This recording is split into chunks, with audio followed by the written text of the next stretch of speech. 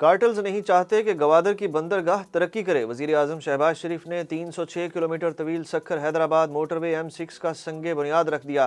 तर्जुमान NHA के मुताबिक मंसूबा पब्लिक प्राइवेट पार्टनरशिप के तहत 30 माह की मुद्दत में मुकम्मल कर लिया जाएगा। वजीर आजम शहबाज शरीफ ने मोटरवे के संगे बुनियाद की तकरीब में कहा कि सक्खर हैदराबाद मोटरवे में तवील ताखीर की वजह बता दी तो रंग में भंग डल जाएगा। मैंने गवादर पोर्ट के काम को आगे बढ़ाने का कहा तो कहा गया खर्चा बढ़ेगा। तहरीक इंसाफ का लिबर्टी चौक लाहौर में बड़ा इज्तिमा करने का फैसला। PTI रहनुमा मियां असलम इकबाल का कहना है कि असम्बलियाँ तहलील करने की हतमी तारीख का ऐलान इमरान खान लिबर्टी चौक में करेंगे।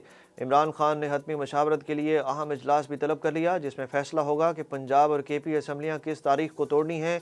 असम्बलियाँ दिसंबर में ही टूटेंगी, फैसला हतमी है। इलेक्शन कमीशन तौहीन केस में इमरान खान, असद उमर और फवाद चौधरी को 3 जनवरी को तलब कर लिया गया। मेंबर सिंध निसार दुरानी की सरबराही में इलेक्शन कमीशन के 3 रुकनी बेंच ने इमरान खान, असद उमर और फवाद चौधरी के खिलाफ इलेक्शन कमीशन की तौहीन से मुतल्लिक मामले पर समाअत की। इमरान खान, असद उमर और फवाद चौधरी में से कोई भी इलेक्शन कमीशन के रूबरू पेश न हुआ। इलेक्शन कमीशन ने PTI रहनुमाओं को तलब करते हुए केस की समाअत 3 जनवरी तक मुलतवी कर दी। मनी लॉन्ड्रिंग केस में वजीर आजम के बेटे सुलेमान शहबाज की 14 रोज़ के लिए हिफाजती जमानत मंजूर हो गई। अदालत ने सुलेमान शहबाज को 14 रोज़ में लाहौर की मुतल्लिका अदालत में पेश होने का हुक्म भी दे दिया। पेशी के बाद अदालत के बाहर मीडिया से गुफ्तगू करते हुए सुलेमान शहबाज ने कहा कि इमरान खान ने 4 साल मुल्क के साथ खेला, हिसाब देना होगा। उन्होंने कहा कि करप्शन की दास्तानें सामने आएंगी, इन सब का जवाब देना पड़ेगा। इमरान नियाजी ब्लैक मेलिंग करके भी कुछ न कर सका। आजकल शहजाद अकबर साहब पाकिस्तान से बाहर एक महल में बर्तन धो रहे हैं। वफाकी वजीर खुर्शीद शाह को बैरून मुल्क जाने की इजाज़त मिल गई। सक्खर की नायब अदालत ने खुर्शीद शाह को 1 माह के लिए इलाज की गर्ज से बैरून मुल्क जाने की इजाज़त देते हुए जाने से कबल 10 लाख रुपए के ज़मानती मचलके भी जमा कराने का हुक्म दे दिया। समाअत के मौके पर अदालत की जानिब से तश्कील करदा मेडिकल बोर्ड ने अपनी रिपोर्ट अदालत में जमा कराई। वफाकी वजीर के वकील के मुताबिक खुर्शीद शाह आइंदा चंद रोज़ में तमाम कानूनी तकाजे पूरे होने के बाद बैरून मुल्क रवाना होंगे। रेकोडेक से मुतल्लिक कानून साजी के मामले पर हुकूमत के अहम इत्तेहादी सरदार अख्तर मेंगल हुकूमती रवैये से नाराज़ हो गए। ज़राए का कहना है कि सरदार अख्तर मेंगल ने हुकूमती इत्तेहाद से अलहदगी पर गौर और मशावरत शुरू कर दी।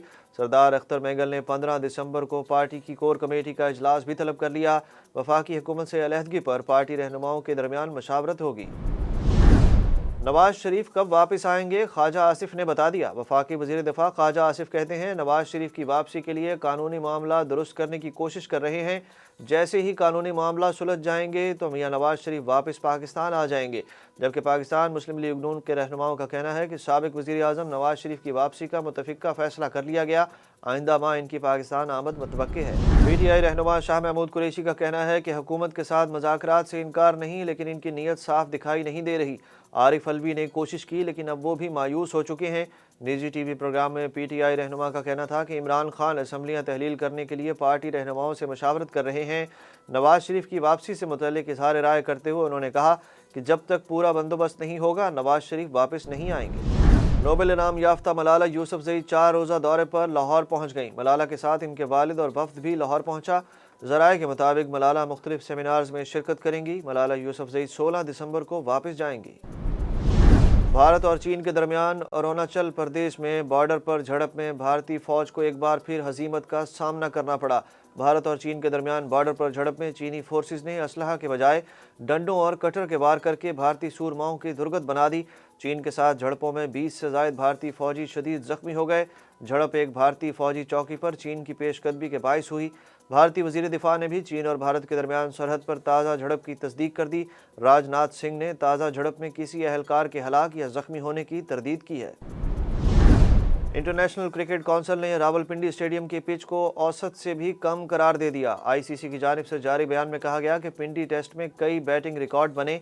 स्टेडियम के 2 डीमेरिट पॉइंट्स हो गए हैं। डीमेरिट पॉइंट्स 5 बरस तक बरकरार रहेंगे और मजीद डीमेरिट पॉइंट पर पिंडी वेन्यू की मेज़बानी खतरे में पड़ सकती है। ICC का कहना है कि 5 डीमेरिट पॉइंट्स पर वेन्यू को 12 माह के लिए इंटरनेशनल क्रिकेट की मेज़बानी के लिए मुअत्तल कर दिया जाएगा।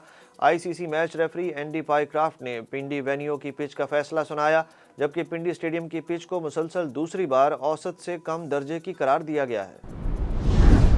اور برطانیہ میں شدید برف باری سے مواصلات کا نظام بری طرح متاثر ہو گیا۔ غیر ملکی میڈیا رپورٹس کے مطابق اسکاٹ لینڈ کے علاقے ایبرڈین شائر میں درجہ حرارت -15 تک گر گیا، جبکہ ویلز میں درجہ حرارت -8 ریکارڈ کیا گیا۔ رپورٹس میں بتایا گیا کہ جنوب مشرقی اور مشرقی انگلینڈ میں بھی برف باری نے لوگوں کو گھروں میں قید کر دیا۔